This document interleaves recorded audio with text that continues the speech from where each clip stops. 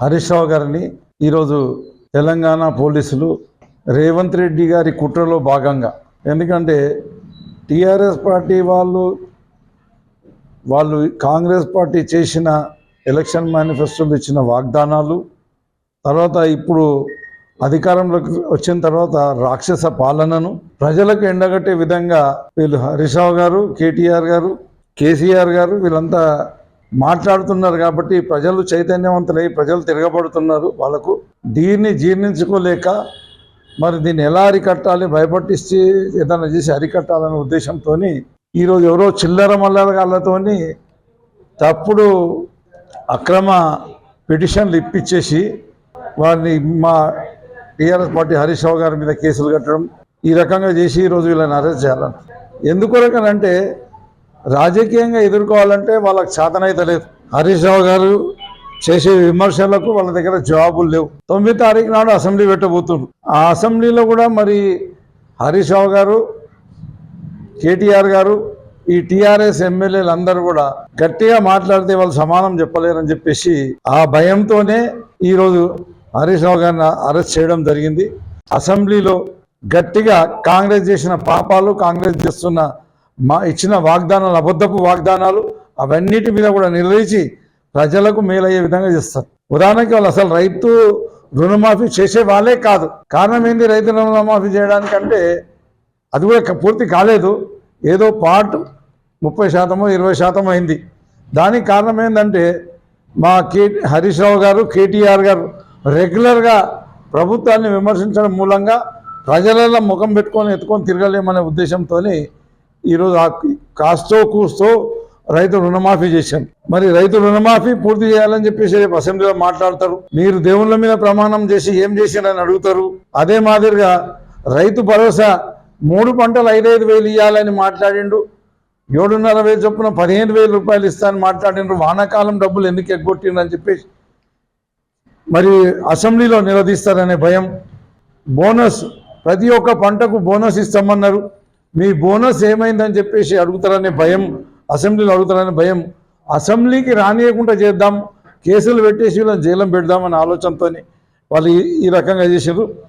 అదే మాదిరిగా మూసీ సుందరీకరణ అని చెప్పేసి 1,50,000 కోట్లు వాళ్ళు కాజేద్దామనే ప్రయత్నం చేస్తే దాన్ని నిలదీసి దాన్ని కూడా అరికడుతున్నారు. కాబట్టి దాని మీద కూడా చర్చ పెడితే సమానం చెప్పడానికి చేతగాక వీళ్ళని అరెస్ట్ చేయడము. అట్లనే లగచర్లలో కానీ ఇతర ప్రాంతాల్లో ఫార్మా సిటీలు పెడతామని చెప్పేసి భూసేకరణ చేస్తే ప్రజలు తిరగబడి తంతున్నారు. కాబట్టి ఈ టీఆర్ఎస్ పార్టీ అంటే వీళ్ళు చేస్తున్న ఆరోపణల మూలంగా ప్రజలు అర్థం చేసుకొని చైతన్యవంతులై ఈరోజు వాళ్ళని తిరగబడుతుందని చెప్పి భయపట్టి ఈ రకమైన అరెస్టు చేస్తే వాళ్ళు మరి హరీష్ రావు గారు, కేటీఆర్ గారు వీళ్ళందరూ కూడా సైలెంట్ అవుతారని అనుకుంటారు. కానీ సైలెంట్ అయ్యే ప్రసక్తే లేదు. తప్పకుండా ఈ పోరాటం కొనసాగుతుంది. ఈ అరెస్టులు మాకు కొత్త కాదు, ఈ కేసులు మాకు కొత్త కాదు. టీఆర్ఎస్ వాళ్ళకు ఉద్యమాల్లో ఎన్నో కేసులు ఫేస్ చేసినాం, ఎన్నో అరెస్టులు ఫేస్ చేసినాం, జైల్లోకి పోయినాం, వచ్చినాం, అన్నీ చేసినాం. కాబట్టి దీనికి ఇటువంటి తాటాకు చప్పుళ్లకు బెదిరే ప్రసక్తే లేదు. తప్పకుండా మా పోరాటం కొనసాగుతూనే ఉంటుంది. ఎప్పుడైనా సరే తెలంగాణ ప్రజల మేలు కొరకే టీఆర్ఎస్ పార్టీ కొట్లాడుకుంటూ వచ్చింది. ఇప్పుడు కూడా మరి మా హరీష్ రావు సార్ కానీ మన టీఆర్ఎస్ పార్టీ వాళ్ళందరూ కూడా మరి దీని కొరకే కొట్లాడతారని చెప్పేసి అసెంబ్లీలో మరో తులం బంగారం ఏమైందా అని అడుగుతారని అదొక భయం వాళ్ళకు. అదే మాదిరిగా 4,000 పెన్షన్ ఇస్తామన్నారు, ఏమైందని అడుగుతారని ఒక భయము. 2,500 ప్రతి ఒక్క మహిళకు ఇస్తామని చెప్పేసి చెప్పిండ్రు, అదేమైందని అడుగుతారని భయము. జాబ్స్ అన్నీ కూడా కొత్తగా జాబ్స్ ఇస్తాం, ఇన్ని లక్షల జాబ్స్ ఇస్తామని చెప్పిండ్రు. ఏమి ఇచ్చినా మీరు జాబ్స్ మేము వాటికే సర్టిఫికెట్లు ఇచ్చింది కానీ కొత్తగా ఇచ్చింది ఏముందని చెప్పేసి అడుగుతారని. ఆదానితోని ఒక పక్కనేమో ఆదాని దొంగ అంటారు, మళ్ళీ అదే దొంగకు ముద్దాడుతుండే రేవంత్ రెడ్డి. దీని సంగతి ఏందని అడుగుతారని వాళ్ళకి భయము. ఈ రకంగా 4th సిటీ అని చెప్పేసి కొత్తగా డబ్బులు సంపాదించుకునే కొరకని కథలు పడుతుండు. దాని కొరకని భయపడి ఇట్లా ప్రతి ఒక్క అంశం మీద కొట్లాడతారనే భయంతోనే మరి ఈ అక్రమ కేసులు పెట్టి అరెస్ట్ చేయడం జరిగింది. అసలైతే ఎవరి మీద కేసులు పెట్టాలి, ఎవరిని జైలు పెట్టాలంటే అదే రేవంత్ రెడ్డి మీదనే కేసు పెట్టాలి, రేవంత్ రెడ్డి తమ్ముళ్ళ మీదనే కేసు పెట్టాలి. గుండాయిజం రౌడీజం చేసి ప్రజలకు అన్యాయం చేస్తున్న కాంగ్రెస్ల మీద కేసు పెట్టాలి.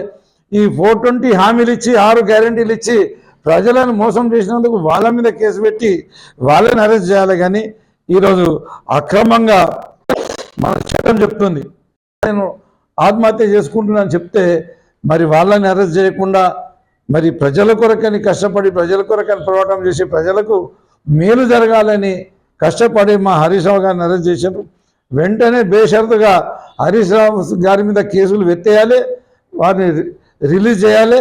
మా టీఆర్ఎస్ పార్టీ వాళ్ళ మీద కౌశిక్ రెడ్డి కానీ ఇతర కేటీఆర్ మీద కూడా కుట్రలు పంతున్నారు. ఈ కుట్రలన్నీ మానుకొని ప్రజల సంక్షేమం కొరకని పనిచేయాలని చెప్పేసి నేను ఈ కాంగ్రెస్ ప్రభుత్వానికి రేవంత్ రెడ్డి గారికి కాంగ్రెస్ పార్టీకి నేను డిమాండ్ చేస్తున్నాను.